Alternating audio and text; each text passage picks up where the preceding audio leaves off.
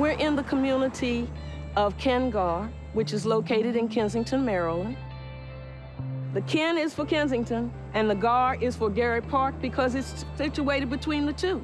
It's the small little 7 streets that make up 110 families in the community of Ken-Gar. My father was known as the mayor of Ken-Gar. I was Mayor Junior. My father grew up here, and he always loved Ken-Gar. My mother used to even say he loved Ken-Gar more than he loved her. I guess I inherited that love, too. Ken-Gar was established by maids and butlers who worked for the people in Kensington because they were senators, congressmen, people who considered Kensington as more or less a country place, so they needed people to work. When I was coming up, our needs were all met in Ken-Gar. We made our own parks, had our own fun, and everybody was just family.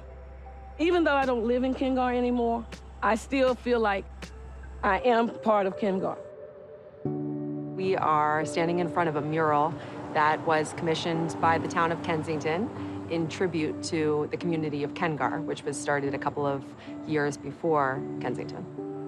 This project was really a tribute and a way to bring those communities awareness about each other and to give the due of respect to the community of Ken-Gar. And I tried to find people from the community who come out and talk about their stories, their experiences of living there and growing up there. And one of the themes that kept coming through in those conversations was that theme of the endurance of the human spirit. I decided to use the Hold Your Light African American Spiritual as a symbol of that endurance. Each of the structures that are depicted have a lantern or a light on the front, and at the end of the project, different residents from Ken-Gar came out and lit each lantern with a glow-in-the-dark paint, furthering that theme of holding your light and passing it on to others. I just happened to come through one day, and Nicole was here. She didn't know me until I introduced myself, and she said she'd heard about me. And she said, would you like to paint one of the lanterns?